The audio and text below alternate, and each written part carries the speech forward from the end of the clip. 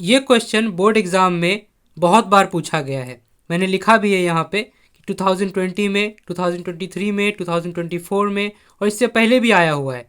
तो ये बहुत इंपॉर्टेंट है। अब हम इसको समझते हैं कि कहना क्या चाह रहा है, और इसके साथ एक डायग्राम भी दिया हुआ रहता है एग्ज़ाम में। ये वाला, ये जो डायग्राम है ये दिए रहते हैं वो लोग, और हमें प्रूव करना है इसमें कि ये जो एंगल है ना, मैं बता दे रहा हूँ, फिर क्वेश्चन को पढ़ते हैं।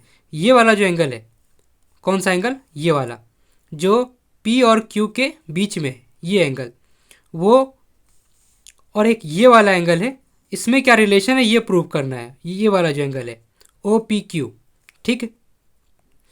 तो यहाँ पे लिखा हुआ है कि प्रूव दैट, ये समझ में, तो ये तो पढ़ते ही समझ में आ गया होगा कि एक सर्कल दिया हुआ है और जिसमें एक्सटर्नल पॉइंट बाहर में टी है, उस टी पॉइंट से दो टेंजेंट खींचे गए हैं, पी टी और पी क्यू, है ना। दो टेंजेंट खींचा गया है और सेंटर ओ है, ओ और पी को ज्वाइन किया गया है, और हमें बताना है, हमें प्रूव करना है कि एंगल पी टी क्यू कहाँ पे है। पी टी क्यू जो बीच में लिखा होता है वो एंगल होता है। पी और क्यू के बीच वाला एंगल देखना है, पी और क्यू के बीच वाला। तो पी यहाँ है, क्यू यहाँ है, इसके बीच में जो टी यहाँ पे है, तो ये वाला जो एंगल है, एंगल देखने में गलती नहीं होनी चाहिए, बहुत लोग करते हैं उसमें गलती। ये जो एंगल है, ये एंगल को हमें प्रूव करना है कि ये डबल होगा इस एंगल के, ओ पी क्यू, मतलब ओ और क्यू के बीच में जो एंगल है पी, कहाँ पे है ओ और कहाँ पे है क्यू, ये रहा क्यू, है ना, ओ और क्यू। तो इसके बीच में, ओ और क्यू के बीच में ये एंगल है पी। ये वाले एंगल को प्रूव करना है कि ये वाला जो एंगल है ये डबल होगा इस एंगल के। दिखने से भी लग रहा है डायग्राम से कि ये वाला एंगल बड़ा है थोड़ा इससे, तो वही बताना है कि ये डबल होगा, यानी कि इसको दो गुना करेंगे, इसको ट्वाइस, टू टाइम्स करेंगे, तब ये इसके जाके बराबर होगा इस वाले एंगल के। ये प्रूव करना है। अब इस डायग्राम को देखकर हमें क्या क्या समझ में आ रहा है। सबसे पहली चीज़ तो ये हमें दिख रहा है कि किसी भी एक्सटर्नल पॉइंट से अगर हम टेंजेंट डालते हैं, दो टेंजेंट, तो वो दोनों की लेंथ बराबर होती है, तो यानी कि टी पी और टी क्यू इक्वल है। पहली चीज़ तो ये। दूसरा, ओ पी जो है उस सर्किल का रेडियस है, सर्किल की रेडियस ओ पी है। अगर हम ओ को क्यू से भी ज्वाइन कर दे तो ओ क्यू भी रेडियस होगा, है ना। तो ये दोनों दोनों रेडियस होंगे, तो हम ओ क्यू को ज्वाइन कर लेते हैं पहले, शायद कुछ दिखे। तो मैंने ज्वाइन कर दिया है इसको, तो ये दोनों रेडियस है। और हम जानते हैं कि जो रेडियस होती है, रेडियस टेंजेंट पे परपेंडिकुलर होता है, 90 डिग्री का एंगल बनाता है। तो अगर ये रेडियस है, ये अगर टेंजेंट है, तो ये टोटल एंगल यहाँ से लेकर यहाँ तक, है ना, इस रेडियस और इस टेंजेंट के बीच का एंगल कितना होगा? 90 डिग्री। तो यहाँ अगर है तो इधर भी वही चीज़ होगा, ये भी 90 डिग्री होगा पूरा, ठीक है, वो ध्यान रखेंगे।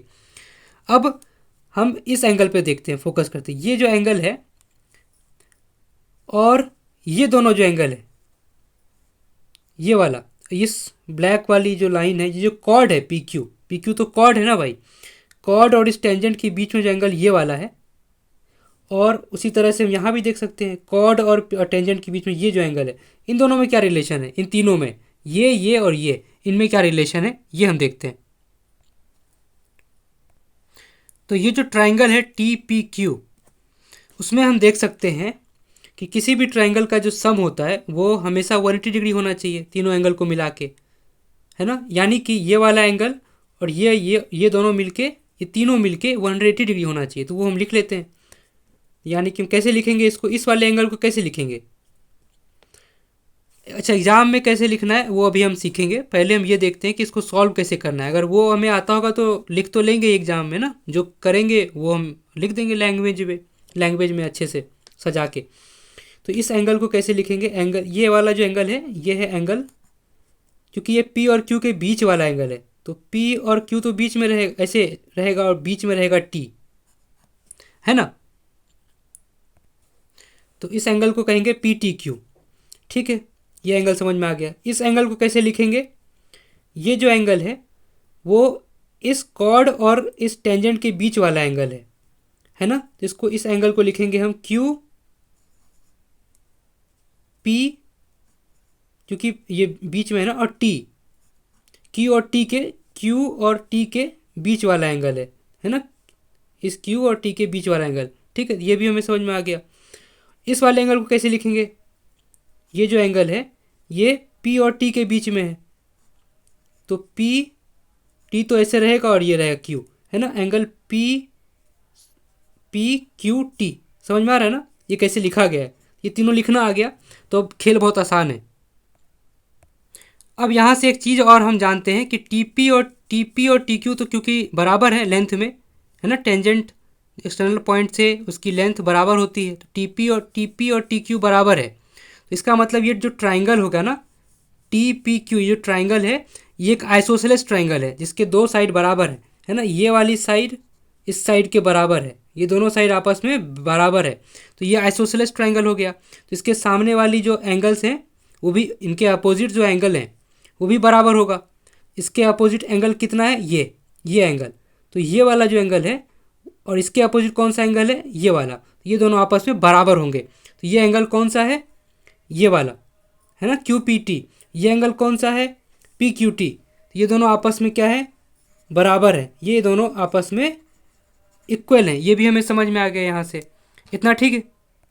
अब एग्ज़ाम में कैसे लिखना है वो मैंने यहाँ पे लिखा है। सबसे पहले हम जो थ्योरम है उसका स्टेटमेंट लिख देंगे कि वी नो दैट, हम जानते हैं कि, क्या जानते हैं, lengths of tangents drawn from an external point to a circle are equal, है ना। तो TP TQ के बराबर है, ये हम लिख दिए। उसके बाद इन ट्राइंगल TPQ, इस वाले ट्राइंगल में TPQ, इस वाले ट्राइंगल में क्या होगा, इस वाले ट्राइंगल में ये तीनों एंगल का सम 180 डिग्री होना चाहिए। कौन से एंगल का, ये एंगल, ये दोनों एंगल, तो ये दोनों आपस में बराबर हैं। अब हम वो भी देख सकते हैं ये दोनों जो हैं आपस में बराबर हैं, तो इसकी जगह पे हम कोई एक ही एंगल लिख सकते हैं। PTQ जो है वो QPT के बराबर है, तो यहाँ तक तो कोई दिक्कत नहीं है। एंगल PTQ तीनों को सम 180 डिग्री। अब चूंकि ये जो दोनों आपस में बराबर हैं तो इसकी जगह पे चाहे तो हम कोई एक सा एंगल लिख सकते हैं, यानी कि जो PQT है उसकी जगह पे हम QPT लिख सकते हैं, या QPT की जगह हम PQT लिख सकते हैं, दोनों आपस में बराबर है। जो पसंद हो वो हम लिख सकते हैं। तो हम भी यहाँ पे क्या कर सकते हैं, हमने यहाँ पे QPT को लिखा रहने दिया और इसकी जगह भी हम एंगल QPT लिख ले रहे हैं, है ना, बराबर 180 डिग्री। बाकी सब तो पहले से लिखा है। और यहाँ पे ब्रैकेट में लिख देंगे कि एंगल QPT, है ना, ये वाला angle is equal to angle PQT। दोनों एंगल बराबर है, वो डायग्राम में भी मैंने बताया था। यहाँ पे तीनों एंगल लिखना आ गया, फिर ये दोनों आपस में बराबर है। ठीक है, समझ में आ रहा होगा। अब एक चीज़ और दिख रहा है हमें डायग्राम में, क्या दिख रहा है, ये वाला जो एंगल है यहाँ से यहाँ तक, ये जो रेडियस और इस टेंजेंट के बीच का जो एंगल है ये पूरा कितना है, यहाँ से लेकर यहाँ तक 90 डिग्री है, यहाँ से लेकर यहाँ तक, है ना, ये 90 डिग्री है, ये हमें ध्यान रखना है, ये मैंने इधर भी बताया था। ठीक है, तो अब इसको हम आगे सॉल्व करते हैं। तो यहाँ से ये वाला एंगल तो ऐसे लिखा रहेगा PTQ प्लस, ये दो बार लिखा है, एक आम दो आम, यानी कि twice of angle QPT is equal to 180 degree. इतना क्लियर, इतना यहाँ तक तो कोई दिक्कत नहीं होगी, है ना। अच्छा, अब इस डायग्राम में ये वाला जो एंगल है, ये एंगल, इस एंगल का क्या नाम है, कैसे लिखेंगे इसका नाम, एंगल QPT, है ना, सही है, क्योंकि Q और T के बीच वाला एंगल है। Q और T, Q, ये Q और ये T, इसके बीच वाला एंगल है ये, तो QPT। ये जो एंगल है और ये जो एंगल है, कौन सा एंगल, ये वाला एंगल, ये इतना सा जो है छोटा सा पार्ट, ये वाला इतना सा, ये इसको कैसे लिखेंगे, इसको लिखेंगे हम एंगल, यहाँ पे लिखते हैं एंगल OPQ। इन दोनों को जब हम ऐड करेंगे तो कितना आना चाहिए, 90 डिग्री। वो अभी बताया मैंने कि ये पूरा 90 डिग्री है यहाँ से लेकर यहाँ तक। इस एंगल, ये एंगल समझ में आ रहा है ना कैसे लिख रहे हैं, इसी का खेल है यहाँ पे। OPQ, है ना, ये वाला एंगल, QPT, ये वाला एंगल, इन दोनों का सम कितना, 90 डिग्री, क्योंकि रेडियस जो है वो टेंजेंट पे परपेंडिकुलर होते हैं, 90 डिग्री बनाते हैं। तो यहाँ से अगर ध्यान से देखें तो क्वेश्चन में भी OPQ का नाम था, है ना, क्वेश्चन में जो एंगल था वो OPQ दिया हुआ था हमें।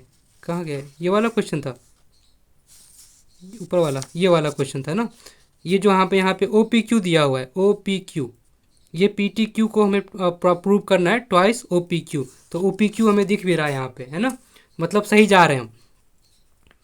तो यहाँ से हम OPQ की वैल्यू निकाल सकते हैं। क्यू पी टी की वैल्यू निकाल सकते हैं। तो एंगल क्यू पी टी यह आ जाएगा 90 डिग्री माइनस में एंगल ओ पी क्यू। ठीक है, इतना समझ में आ रहा है। तो ये जो क्यू पी टी लिखा हुआ है इसकी जगह पे हम ये रख देंगे अपना 90 डिग्री, क्यू पी टी की जगह हम ये 90 degree minus O P Q रख देंगे। तो ये एंगल पी टी क्यू पहले से लिखा हुआ है, 2 पहले से लगा है, और एंगल क्यू पी टी की जगह पे हम रख रहे हैं 90 degree minus angle O P Q, बराबर में है 180 डिग्री। यहाँ पे बता देंगे हम इनको एग्जामिनर को, अगर नहीं उनको समझ में आ रहा है तो, कि एंगल क्यू पी टी जो है वो इक्वल है 90 डिग्री, ज़्यादा बताने की जरूरत नहीं है, अपना समझे ओ पी क्यू। ठीक ना, चाहे तो पूरा एक्सप्लेन भी कर सकते हैं, कोई दिक्कत नहीं, अगर टाइम हो बहुत सारा एग्जाम में तो एक्सप्लेन कर सकते हैं। ठीक, मुझे तो ऐसे ही 10 मिनट हो गया वीडियो बनाते बनाते, तो ये हमने बता दिया।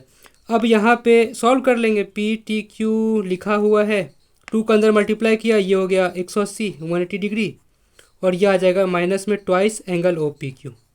दिख रहा है कि हम अब पहुँचने ही वाले हैं प्रूफ तक। तो 180 डिग्री से 180 डिग्री गया, ख़त्म। तो यहाँ से एंगल पी टी क्यू जो है इक्वल में, इसको उधर भेज दिया, twice angle O P Q आ गया, और ये प्रूव हो गया, ख़त्म।